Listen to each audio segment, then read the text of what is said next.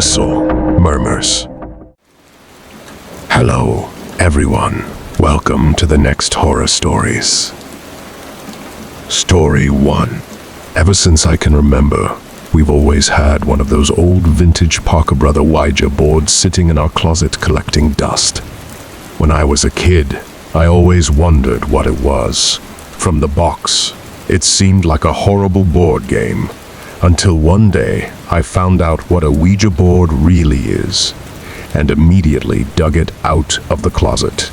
I insisted on my brother trying it out with me, and eventually got him to play along. We put our hands on the planchette, and I began asking the typical cliché questions, like, is there anybody there? And can you answer me? Other than my brother jokingly moving the planchette around to imitate an answer from some kind of entity, there was no real response. After getting bored, we put the game back in the box. I did a little research that night to find out how to make Ouija boards work. Many people said online that the most ideal environment when using a Ouija board is in a dark room only lit by candles. So when my parents weren't home, I managed to gather like 6 or 7 candles and convinced my brother to try it one more time.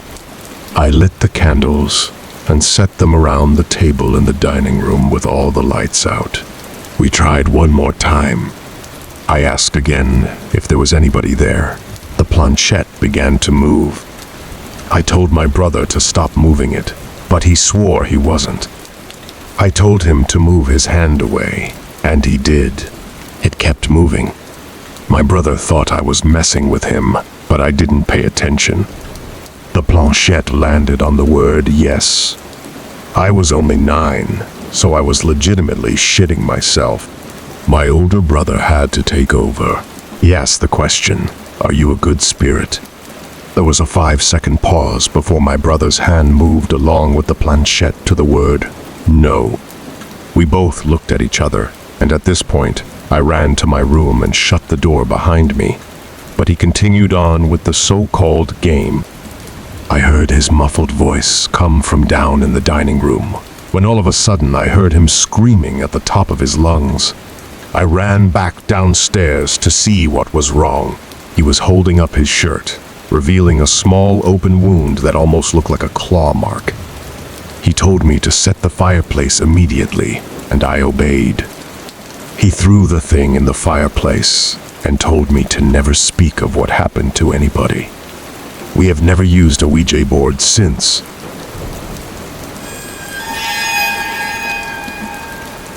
Story 2. I got a call from my cousin who said that he, his brother, his dad, and his best friend were using a Ouija board in their basement.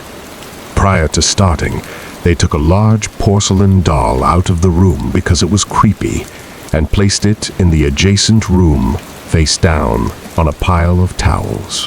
My cousin took a short break because the board was just spouting nonsense, and he had to go to the bathroom. His dad and brother and friends started asking the board questions without him. One of the questions was, who was in the other room?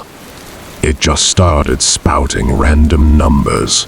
And when my cousin came back into the room, his brother said that it wasn't working, that they were going to put it away, and he showed him the answer to the last question he asked, and he said, "Dude, that's my social security number." Then they started to talk to whatever started spewing answers out. It told my cousin he would die in the Air Force. At this point, they tell the entity they're communicating with to prove itself. It then spelled out the word doll, and they immediately got a bad feeling. They opened the door to check on the porcelain doll they had laid in the other room, and when they opened the door, the doll was standing up right in front of the door, staring at them. Everyone freaked out and ran out of the house. His best friend burned the Ouija board, and I think he temporarily went nuts for a few months. My cousin, for some reason, then joined the Air Force and is on a base in Europe now.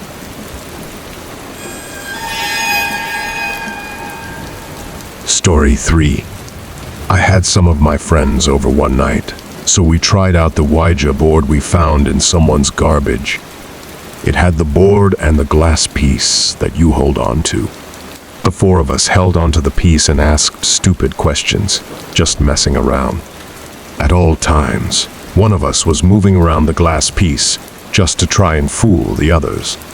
When one of my friends went to the bathroom and the other got bored, it was just me and one of my other friends still holding on to it. I asked the board when I will die, and the piece started slowly moving to the letter T. I laughed, looking at my friend, thinking it was him. The piece then moved to the letter O, and then ME, and then back to O, and then RI, and then I realized that it was spelling out the word tomorrow. My friend let go of it, and it stopped moving, so I was convinced that it was him. But he swore left and right it wasn't him. But here's where it gets horrifying. The next day, while walking my dog to the preserve, my dog's collar suddenly snaps, and he was free from the leash. He darted into the road, and I immediately chased after him, only to hear the horn of an oncoming car blaring and getting louder. I dove as fast as I could out of the way, just barely grazing the car with my foot as it passed, but it didn't end there. The same day, while sitting under the ceiling fan in the kitchen on full blast, I got up to get something out of the fridge, and behind me, I heard a loud crashing sound as all the glass on the table was shattered and everything fell onto the floor. The fan had fallen off the ceiling, and I was inches away from being decapitated. I really don't know if I find it to be a coincidence that the day after the Ouija board said I would die the next day, that I had 2 near-death experiences. All I know is I'm never touching a Ouija board again.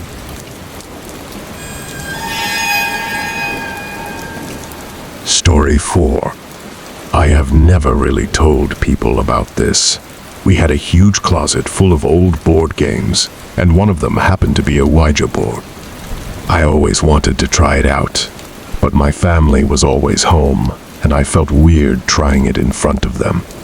There was this one weekend that my parents were going to the city, and my brother was going on a Boy Scout campout, so I would have the whole house to myself for a weekend. It might have been pathetic that I was more excited to try out a Ouija board than to party with friends while the house was empty. The weather was terrible, windy and rainy, but I felt that a rainy night would actually make it more ritualistic. Around midnight, I set up the board in my dining room and dimmed the lights. I asked a bunch of questions that generated no answers, so I eventually put the board away and went to bed. I woke up in the middle of the night to hear a creaking noise downstairs by the front door. At first, I thought nothing of it, but then I heard it again, and it was closer this time. Closer to the stairs. I sat up now. At this point, I was getting concerned. Another creaking sound, this time from one of the stairs. I was sure somebody was in my house. This was before cell phones were mainstream. The creaking sounds were getting closer until they were right outside my door, and then they just stopped. It felt like hours while I laid there, clutching my covers, waiting for something to happen. A huge strike of lightning momentarily lit up my bedroom, and I swore I could see some kind of black, limb-type object wrapped around the open door. I tried to hold my breath to be as quiet as possible, but what happened next was the worst part. My door suddenly slammed shut, and I couldn't help but let out a shriek. By now, I was completely under my covers, shaking and crying and wanting to scream. All the windows in the house were closed, so there was no drift. I just knew something was going to happen. But nothing happens. I sat under my covers for hours, thinking somebody or something was in the room with me. When the sun started to rise, I finally snuck a peek out of my covers. My room was just as empty as before. I somehow found the courage to leave my bedroom and search for any signs of a break-in. Everything looked normal, though. No broken windows or unlocked doors. I then spotted the Ouija board on the table again. I have always been kind of superstitious, so I immediately linked the happenings to the Ouija board. I chucked the damn thing in the outside trash can and brought it out front to the curb. Since then, nothing has happened, and I didn't tell anybody about it. You wouldn't understand unless you were in that kind of situation. Then you would agree that nobody would believe a word you say. Nobody really knows except for the people that read my story online. I know for a fact that those events were linked to the Ouija board.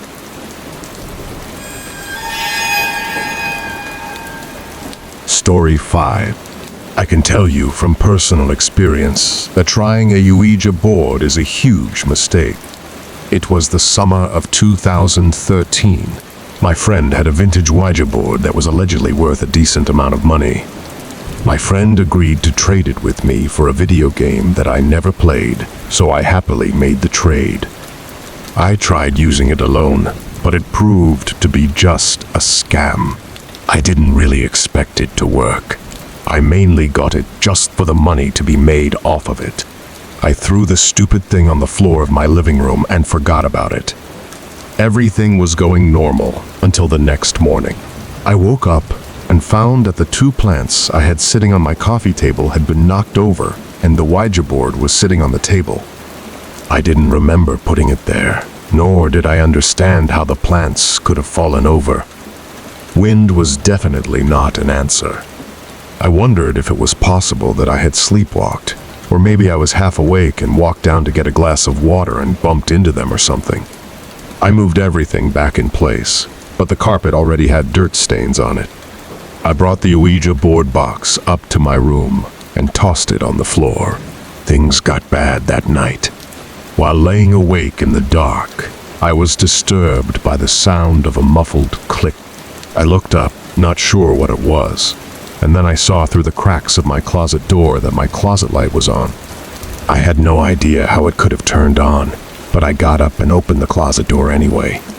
There was nobody in there, but that hadn't even crossed my mind.